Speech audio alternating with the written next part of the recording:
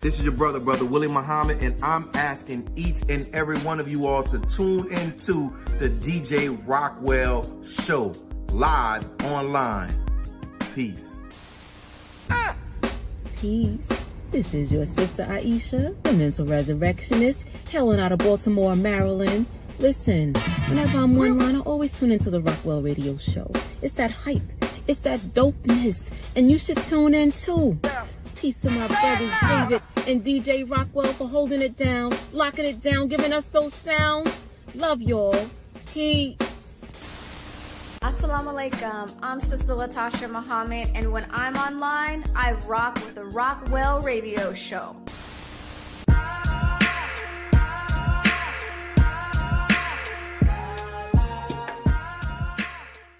Peace, this is DJ Rockwell, the nation's #1 DJ. We're back from the break. You are tuned into the Rockwell Radio Show, and with me is my big brother, Big Dave C.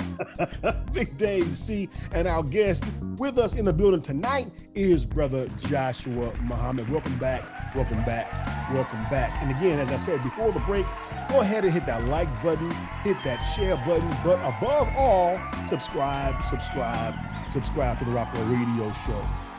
Let's dive back in with part 2.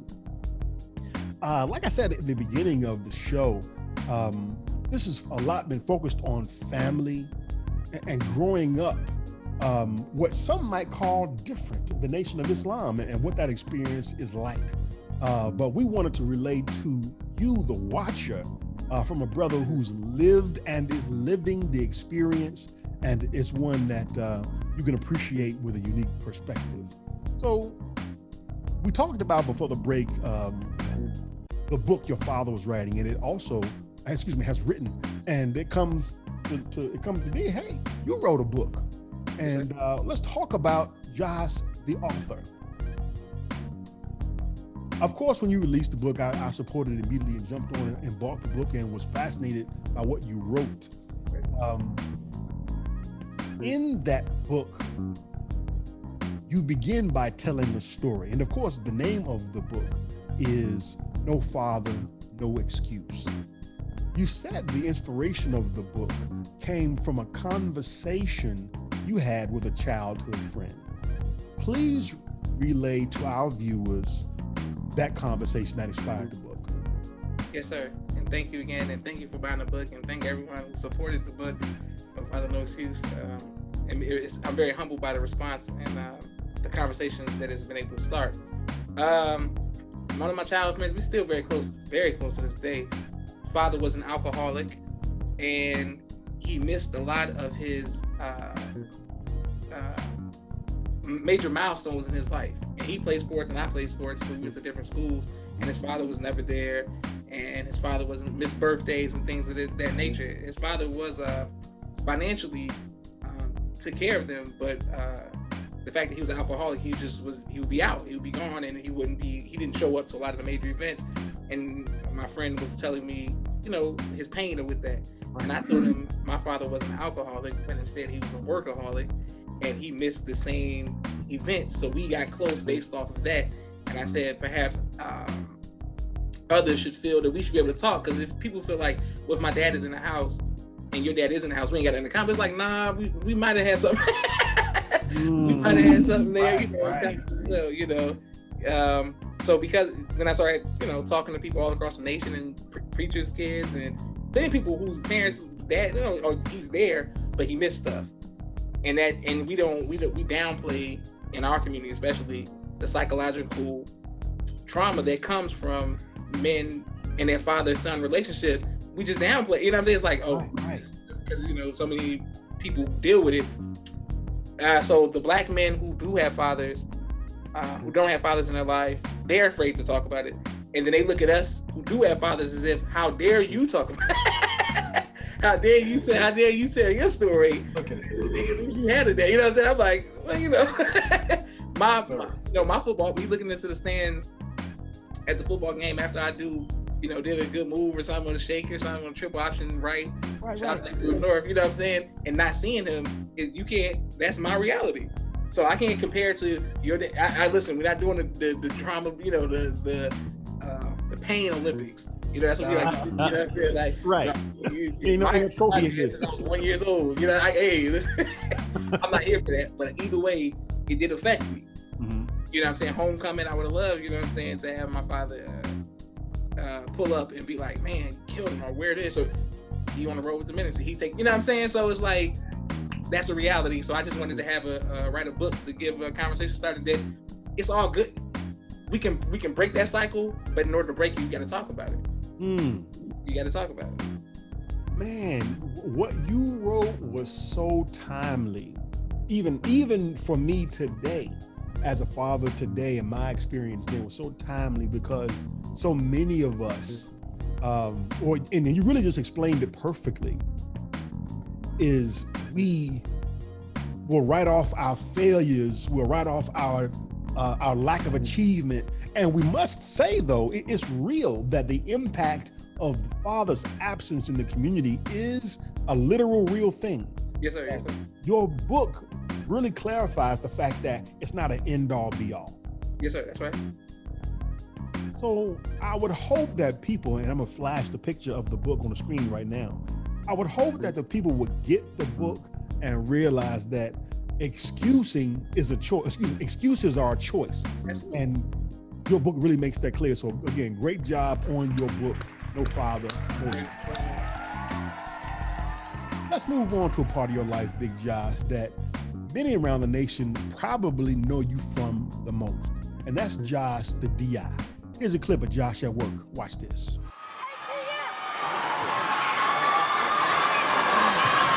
West Green Captain Mission Drill Nick, sir. Thank you, sir. From the president on down to everyone who's under him. Bar content in your midst today. Man,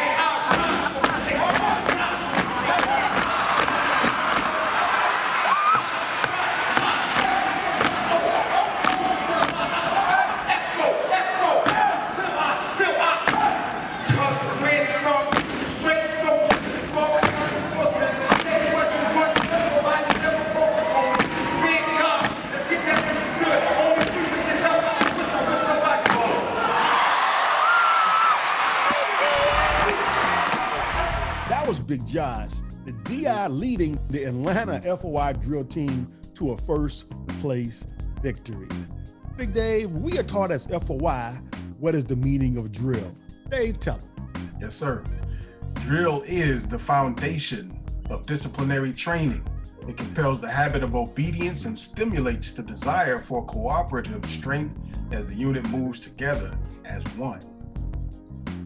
Big Josh, when you look, and you've been doing this a long, long time, what real life application has drill taught you that you can apply and have applied in your life every day?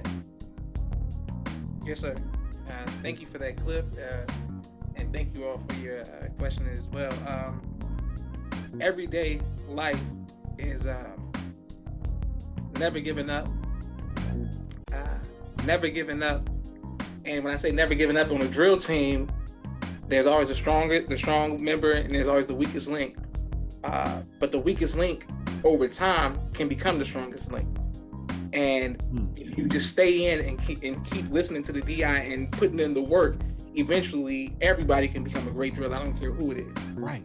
And I apply that to my life, and I'm dealing with that, especially in the professional world and college. My goodness, my weakest courses are becoming my stronger courses, and now it's like, okay, you got to put in the work. And I say cadences to myself sometimes over and over again, because it's just like drill.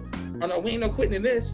Come on. I don't care. Ain't no quitting in this, and we don't break. And it's like a true FOI would never break. And all the stuff that we would say to the drill team, that I would say to the drill team, is like, Muhammad don't make nothing weak, hard example, you know what I'm saying? We the hardest, it's like everything. And I apply that to my day-to-day life, because through the ups and downs of just life, you got to remind yourself, Allah is God. Most times, we are the gods. And the same, it's once you understand who you are, then your posture, everything begins to, and it's the same thing in life. But for me, it's in college. It's a day to day. It's day to day with that. I'm chanting every single day. I gotta get this. Come on, man. I can't. There's no excuse. And then at the end, it shall allow you, walking across the stage will be the same as, winning the drill competition. So that's what I was fine. Yes, sir. How about it? Come on, man. As everybody in Atlanta knows, as a matter of fact, the nation knows, you made the decision to say, you know what? I've got the first place trophy now. I've done it. Y'all can have it back. And you retired from the DI position and drilling, or at least competing, I should say. And please correct me if I'm wrong. Is my understanding correct of what actually took place? Absolutely. Why? Oh, it's a great question. But that was our first. We won first place in 2011 when they first brought the drill competition back. Where you, we know your voice because we played 2011 drill competition so much. Now you were actually like the voice of the beginning, and now we are, the Savior's Day 2011. Right. And then through those years, we won in 2007. 6 years. I just looked at my life and where I was and was like, man, I can't. This is stressful. I could take this same time and effort and apply it to my personal growth that we've been spending here. I mean, because I would never give it back. Like, I miss those years when we bonded as brothers, we did all of that. So we paid for those uniforms, paid to get the Savior's Day. We don't get the money back. You know what I'm saying? So that's all sacrifice. That's all. And I'm like, look at all the months that we took for drill, the months that we took for security, the months that we took to be at the mosque, the months that we took for speaking. I mean, for speaking at the mosque and program, it's all for a lot. But I said, nah, we got to pivot because I'm seeing life now is different. Now it's like, hold up, now, these drills, right. That's a temporary thing, and I see the value. I just see things different now. And I said, man, nah, it's okay. Drill, you all in Atlanta, so we know. Other cities, with the exception of maybe Chicago and maybe LA because of their Vanguard, Houston for the junior Vanguard. Right. But no city has all 5 categories like Atlanta. Drill, right. That's right. Life. Drill, you wind up, time flies and you be like, man, what year? Oh, 2012, 2000. And it's like, but where do we grow in real life? And I never wanted to get lost in the drill where you put your blinders on and the mosque, and we the man out here, but then when I go into the real world, it ain't adding up. You know what I'm saying? It's not adding up. So I wanted to be example for the brothers, not my peer group, because they already got their mind and made up their decisions. But the ones coming after me to say, well, yeah, he was cool, he did all of that, but y'all see him now?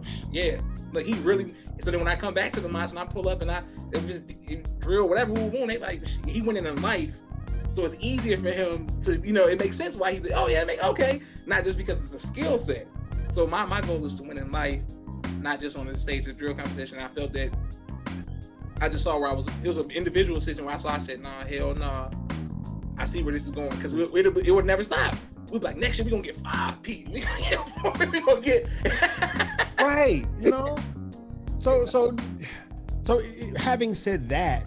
He took the template of success, and he said, you know what, let me take this and put it over here so that I can grow this in my personal life and have some of that same success that Allah blessed me to experience over there. And that balance right there is what so many of us miss.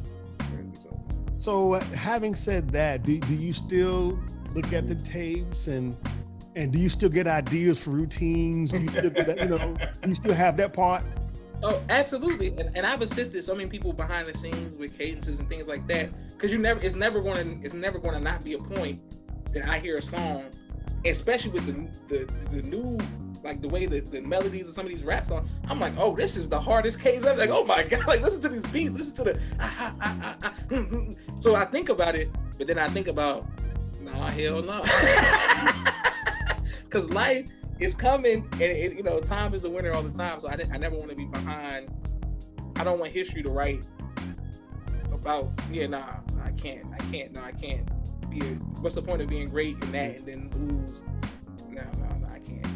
Yes, if I didn't have an example in front of me, people who taught us how to pivot, like you said. Like, okay, y'all gonna do this for 4 years. Like, in college, you're in a step team, you pop. then you go off and hit. With us, it's like, man, every Monday they expect that fall back in.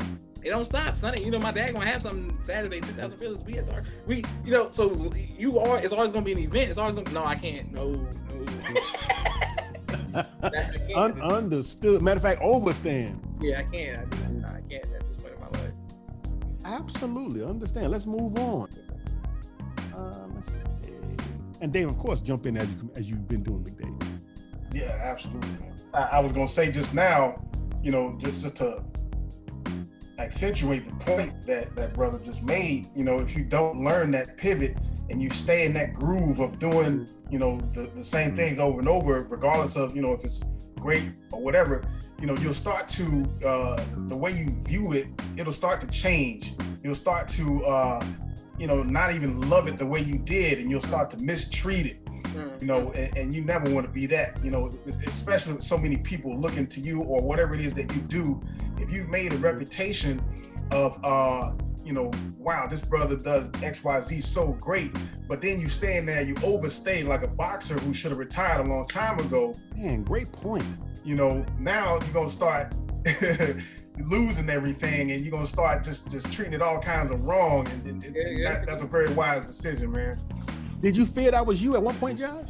Oh no, sir. No, I still feel that my best routines were never able to get across because I was never able to get the young men who were at a certain point in life where we could get these new color uniforms and drop a knob, practice here. Let's shoot this. We're gonna train at the Stone Mountain Park. And come on, it is money. It is a reality how we all get in the Savings Day. Some people couldn't even make it. You know what I'm saying? That's just like, you know, so it's like that.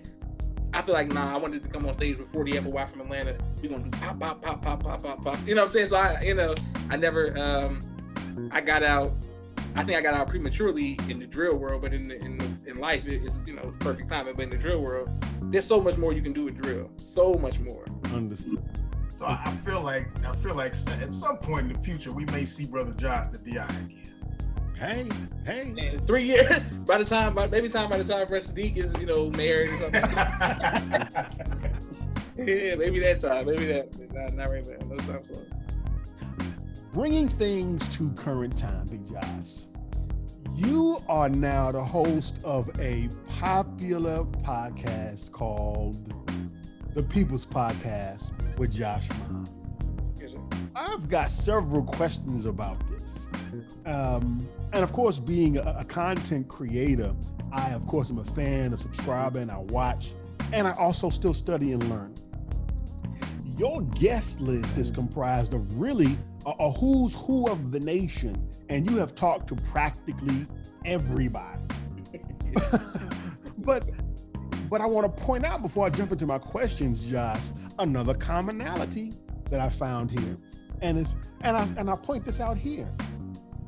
Most of my guests, as you know, are tied to the hip hop culture and music in some kind of way.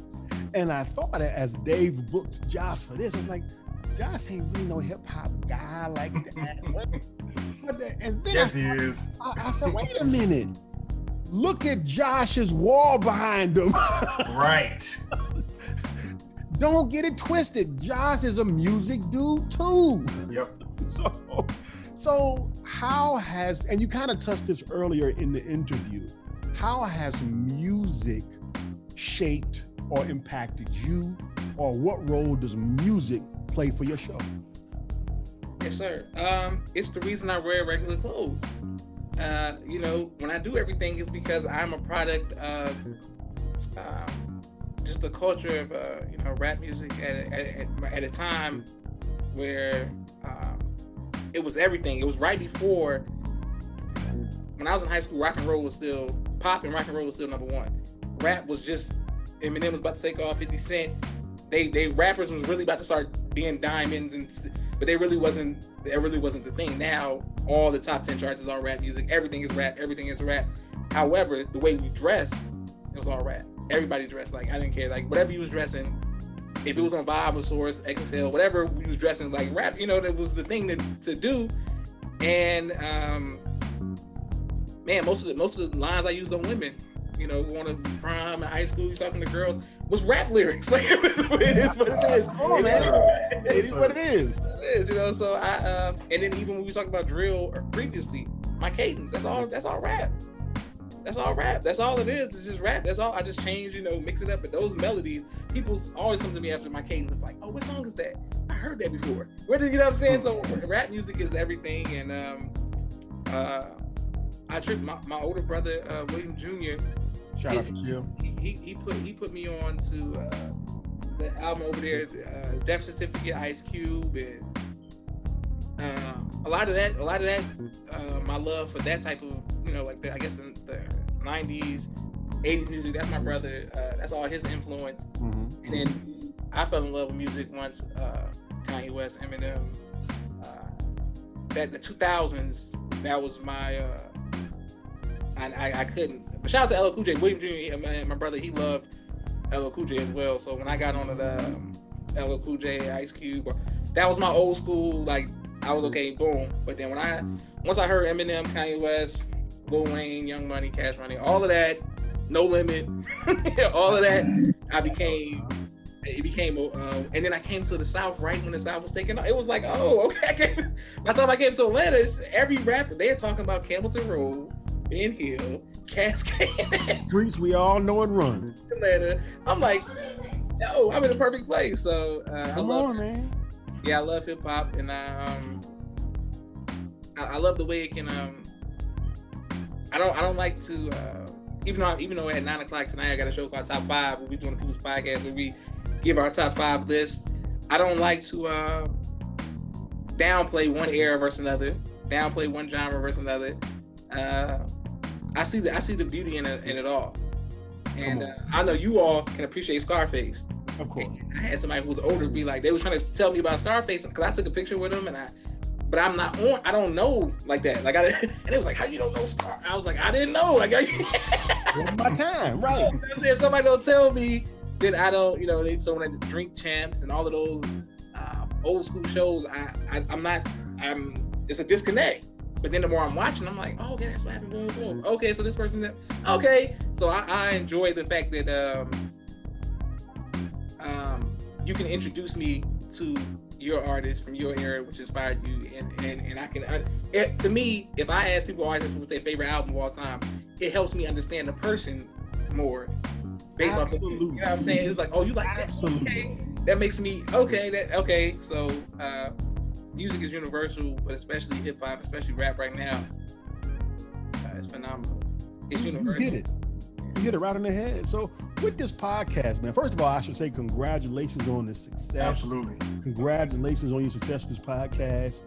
So what is your why? What was the reason that you said, I want to do this at this time? Yes, sir. I got to interview my mom's, and man, like all her, I don't even think she has interviews on YouTube outside of mine. Now she's done plenty of interviews, but I don't think she has done like a podcast. Because before my dad wrote his book, I told him, I said, man, look, you know, y'all history is just gone. You know, ain't nobody gonna, you know. And then I'm like, not just my parents. I'm like, okay, this is my godfather. Okay, he used to be the regional captain in DC, but he traveled. I mean, in Baltimore, the Mid-Atlantic, but he was a captain in Baltimore for all them years. He traveled, got shot, went to minister, baby plane stores. Nobody even. It's like if you walk through Savings Day, if you a millennial or under, you don't even know who he is. Wow, right. You know what I'm saying? So I'm like, and that's the brother I killed. So I said, man, suppose I can hear them tell their stories. And like I was Joe Rogan, big influence, The Breakfast Club, Bland, whatever. Everybody who's doing, they telling these stories about rap music. And once again, I enjoy the ones that I know, but I also enjoy those I don't know. Sure. So I'm like, okay, so what is the reason behind, I'll do some references for you all in your time period, why The Bridge Is Over is a diss track. Like what? Like I didn't know that. Why is that a diss? Like what's going on? Like, okay, tell me. So when I watched it, I'm like, okay, so Karen's one saying this, okay, The Bridge is Queens, boom, boom. So I'm like, suppose somebody did the same for The Nation. But in a cool way where people could understand, like, oh, these real humans, you know, blah, blah, blah, boom, boom. Oh, I'll do that. And then that made 100% sense right now. That made sense. That very thing right there, where you give humanity to the people that we've been seeing stand with, behind, walk with the minister all these years. In the interviews that you do on the people's podcasts, it makes them very accessible, very touchable. That to me is priceless. I love that about your show. 100%. So when you began, who did you decide you wanted your target audience to be? That's a great question. I wanted it to actually be white people, Indians, Asians, and Mexicans, people outside of the Black diaspora and the world. I felt that one day when the Most High Mr. Farrakhan ascends, that people are going to YouTube, Google Nation of Islam, and they're going to want to know they're going to know who he is, but they're going to know who the people who walk with him. And I felt like the woke community, like I was like, okay, we got that right here. But I'm gonna put something together that's going to, the college students are going to one day look at it. The historians are going to one day look at it, and they're going to be like, oh, well, listen, let me just pull this up. And I feel like once people, it's sick that we like that. Once people outside of our race accepts it, then it'll be easy for us to accept it. And I think that there's going to be a large movement. Once the minister leaves, I just feel this way. I feel like the world is going to say, that's who that was that whole time. And they're going to want to know who drove, who accepted in this city, and who accepted in that city. Black people, we be late to the wave. Like we looking for something else. So I said, I'm going to give it to them. I'm going to have it for the world to look at, and it shall. They'll look at once they realize who the minister is, then they'll want to know more about the nation. But me, to answer your question, target audience was to the world. It's hard to target, I didn't have an age group. I didn't know who. YouTube gives you an algorithm, and you like, this is who watching this? I don't know. But I believe that when the minister leaves, the world will want to know about the Nation of Islam so much more, and they will want to know specific stories down to our dress, our sports, the minister, he did what with Young Thug, and he was with a musician, and John Travolta said what, and this one, you know what I'm saying? They're going to want to know everything about him, and they're going to want to have a place where they can just pull up on their phone and boom, there it is. That's so powerful. That's because the enemy got a story they ready to run. They ready to run, but you know what? We got a story too. Yes, sir. Yes, sir. We got actual testimony. So, Josh, that's powerful. Congrats on that. That's powerful. Moving on, as relates, and by the way, we're getting to the end of the interview. We're almost there. So again, you're tuned in to the Rockwell Radio Show. This is DJ Rockwell, and with me is my big bro, Big Dave C.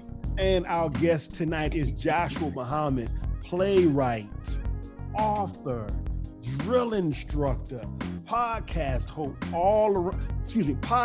host, all around creative brother. And we're now talking about the aspect of his life, which is his great podcast. What, Josh, do you want the people who listen to the show and watch the show, what do you want their takeaway to be after each episode? The ability to relate to the person, to know that we are alone, but we're not alone in the same sense. Meaning, for those who are outside of the nation, like in the worldview, there's a commonality with Minister Farrakhan, Most High Minister Farrakhan, with a lot of people. He can relate to gender, race, whatever it is. He can do that, and so can we. But especially to the 5% of us who believe the same way, we need a reminder. During the pandemic, man, the minister stopped speaking. I had never been, my whole life, I had never been around where the minister didn't speak or didn't tour like that. I was like, you know what I'm saying? I'm like, ain't no details, ain't no, like, I don't know what to do. I'm doing school, and every Sunday, every Saturday, I'm doing an interview. Somebody's reminding me, oh, you believe just like me in another city. You said the same thing, and he inspired you, and he's divine, and you see it's a relate. So in the world, we are mutants. We don't fit in. We are Martians and aliens to the majority of our people, but we're not alone to the 5% of us that believe like that. You know, so I wanted us to know, like, nah, regardless, I got children on here, I got women, men, everybody, and it's like people who never met each other. Because, you know, of course, people talk about, Joshua Farrakhan or laborers or ministers or captains, but it's people who I've never met in person who somebody recommended. I interviewed them, and when I finished their interview, I'm like, Allah's God, man. You know what I'm saying? I feel like our faith is because he did a miracle in your life, and you never met Minister Farrakhan, but he inspired, the word of God touched you, and you went off and did. That's inspiring to people. So I want people to know. I want people to feel inspiration when they watch the podcast and know that though we are alone in many ways, we're not alone. John's last question as it relates to the podcast as we get ready to wind up. What interview do you remember the most and why? That's a great question.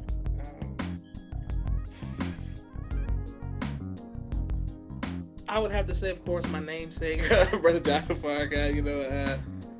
His interview series. I think I've interviewed him more than anybody outside of my siblings, probably. Mm-hmm. Because he's so different than the perception of the world would have on Minister Farrakhan's son. Right? So here's a preacher's kid, like us, like you said, preacher's kid, and I'm like, shit, I got beat. He got beat. You know what I'm saying?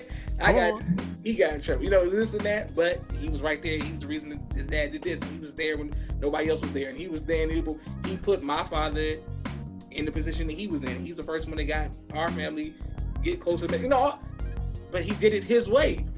So when I'm listening to him, I'm like, man, I know. I never knew. And then he cries on the interview, and I'm like, he ain't never cried in front of me. You know what I'm saying? Like, I would never know. So his interview is relatable. Yep. Those were some of the first ones. One of the first ones I ever watched with Brother Joshua. Brother Joshua, we're down to the last two questions. Yes, sir. Hold up. Before that. Oh, go ahead, Dave. I wanted to throw another one since we're wrapping up. Hold on, just looking at my questions here. Early on, when you decided to start the podcast, was there resistance? Anybody saying, nah, you probably shouldn't do that? And secondly, anybody ever turn you down for an interview? Yeah, good question. Absolutely, and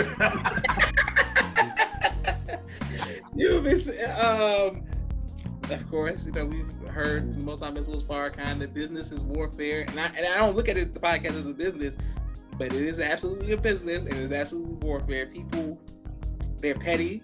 You'll be surprised at the pettiness, the behind the scenes, and you right next to the person who can plug. Like, you know what I'm saying? Like, man, if I interview him, the ratings will go. It'll be good for everybody. This will be, oh nah, I'm like, y'all, like some of the stuff that I've had to deal with behind the scenes.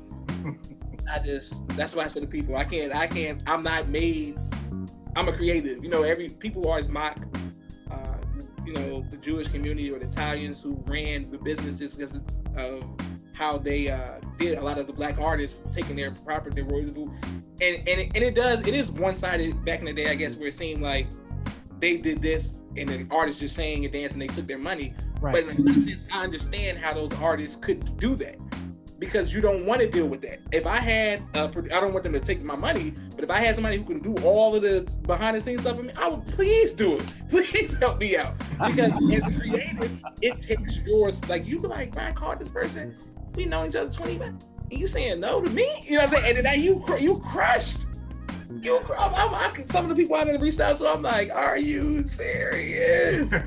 So I would. So yes, the answer. So wait, the first question was, did I receive? Was there resistance? Absolutely. People probably trying to discourage you and all that. Absolutely. Why are we talking about the ministers' movements? Don't talk to this team. Can't talk to the E team. Can't talk to this team.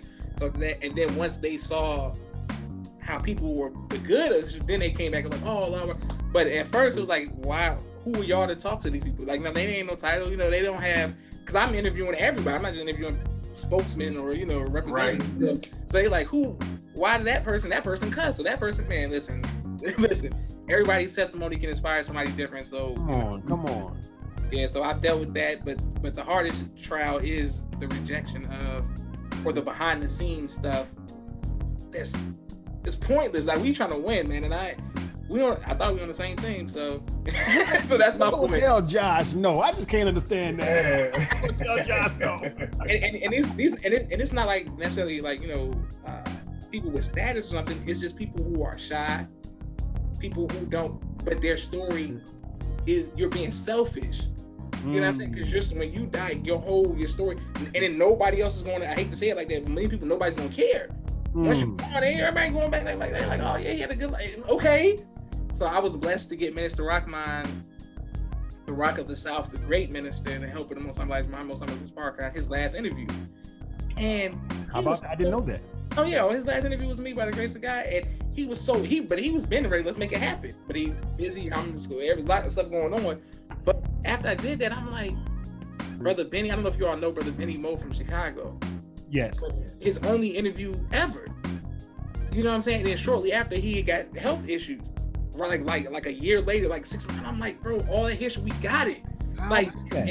We got it. Don't let the Giants capture Shaheed from LA. Yeah, his son said definitely his only interview. You know, people, they don't like to fine. You can give basic whatever, but don't deprive the believers of the world of your testimony to who he is. Listen. It's like you being, it's like somebody bringing you to the witness stand and you saying, whatever reason, excuses you doing, it's like, come on, bro, like you kill him. You kill him. That's important. That deprives people like Brother Vaughn and I, who come to the nation, later, quote unquote later, who have to do work somehow to go back and find the rich history of the nation, of our nation, and the things that we would miss. So that increases the importance of your podcast and interviews like that. Man, I tell you what, and I'm so proud of now I respect and I'm more proud of it more with this insight of the why and the benefit and the long-term thinking. That's beautiful and brilliant, my brother. So let's wrap this thing up. And these last questions are going to really bring us into some in-depth stuff. Yes, sir. Some might call this a serious question. Big Josh, listen to this. No Muslim parent wants to lose their children to the world. But obviously, children who are born and raised in the ranks, Josh, grow up and make their own decisions. Based on your experience being born into the FOI, what advice, Josh, would you give to Muslim parents to help their children officially become registered members? And this is the second part of the question. What message would you give to those who grew up in the ranks like you, but are hesitant to make that full commitment? Very powerful questions. Thank you again for those. The first one, to the parents, the Most High Mental Podcast said that the child doesn't belong to the mother nor the father, but the child belongs to Allah. And when you understand, you don't know what your child will, be. Each child is different. He might not be like you. He might not be like your mom. He might have a whole nother, but Allah's in control of that. So just to be a support system and to not kill the children's dream because it's different. I know for sure, 150% sure that my father wished that I was a business tycoon like him. That's his thing. He wished all his children was just, and I'm on the opposite spectrum of that. I'm a creative. Like I'm not like you. Like Blue Seas. I'm like I don't want to open restaurants. Like I, you know what I'm saying. I just not for me. Right. So if he could have killed me. He could have been like, man, if you open up restaurants and you don't eat, like you ain't. That's it. He like, oh, you do plays, well then do your plays. Like you do this. Oh, you know what I'm saying. You gotta let children who grow up, man. Parents let them be themselves. I'm sure my father, would, my parents with most of my choices, most of my movies, TVs, we don't have a lot in common. Get the teachers in common. You know what I'm saying? That's what I'm saying. Like people we mistake the culture of Islam with Islam, and that's two different things. You know what I'm saying? It's like saying if we don't have a beard, you know what I'm saying, that we not true Muslims according to the Arabs in the East or something. Like, you know what I'm saying? It's like what? Or we don't ride camels like Prophet Muhammad in 1400 years. Or we don't. It looks different, but it's still Islam. You know what I'm saying? So I think the parents should understand that when you see something different, it's as long as it's still Islam. It just it might not go like my father wears linens and I would never wear linens. So he wears this and I would, I'm just like, but we still, man, Allah Akbar, I'm right here with you. You know what I'm saying? But I'm just dressed different, look different, and definitely talk different. But Allah is God. And for the young, the children, it's accept your own and be yourself. And if you try to do something else, it's insanity. Like I feel like for me to try to be like my parents in the same way they did, it's a different time period. Produce something different. So you all love hip hop. I love hip hop and love rap. LL Cool J's "I Need Love," one of the greatest, rap love songs of all time. But if somebody did that right now, the same flow pattern, it's not going to hit.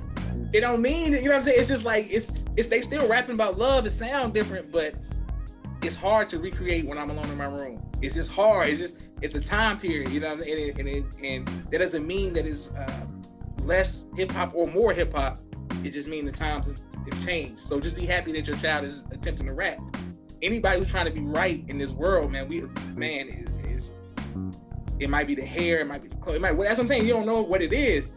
Allah is God, bro. Like that's the main thing. Can we look out for our families and do good to humanity and bear witness to the true and living God? Everything else, fall into place. Excellent answer.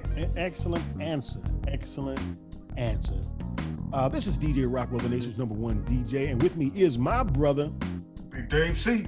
And our guest tonight is Brother Joshua Muhammad, playwright, author, drill instructor, and host of the popular podcast, The People's Podcast with Joshua Muhammad. And brother, we're at the close of this interview where we ask the most important question of all, where we put aside all of the humor, all of the jokes, and we deal with a serious topic.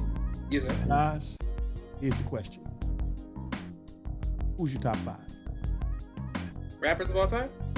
5 top rappers, go. Oh, that's easy. Ain't no pressure. Eminem, #1. Kanye, #2. Lil Wayne, #3. Drake, #4. Andre 3000, #5. You heard it live. He reeled them off with no problem. Big Josh, thank you for taking your time out to sit with Big Dave and I and give us this beautiful perspective of what it's like to grow up in the nation, my brother. Thank you.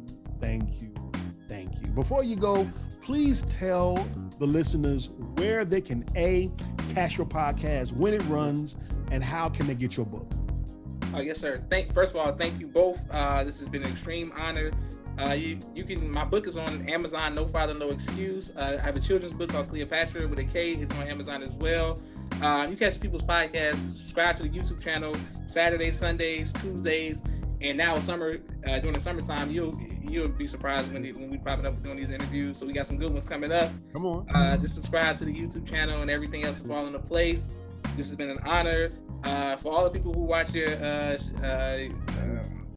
podcast and your amazing work that you're doing, I don't want to make sure I be clear. I love LL Cool J. Everybody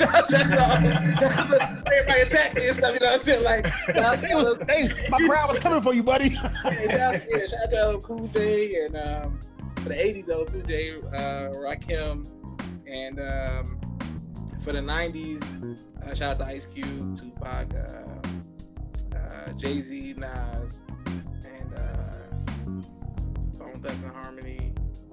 Random from the 90s, Bone Thugs and Harmony, and but I didn't want to. I don't make it seem like I left the eras out, but that's my era. My top 5 came from my era. You know what I'm saying? But right. You had to call it how you see it. Yeah, but shout out to the foundation. Nobody inspired me in the 80s like LL Cool J though. Nobody. Come on, man. Nobody. Closing thoughts. Man, I'm just glad we got to have our brother on the show, man. I watch whenever I can, and I love the podcast, the interviews, the questions, the answers. It's very, very rich. Glad we got to finally have you on the Rockwell Radio Show. Indeed. This is DJ Rockwell. Thank you for tuning in. We'll see y'all next week. And until then, we outta here. Salute. Rockwell. I'd like to know, are you really ready for some super dynamite soul?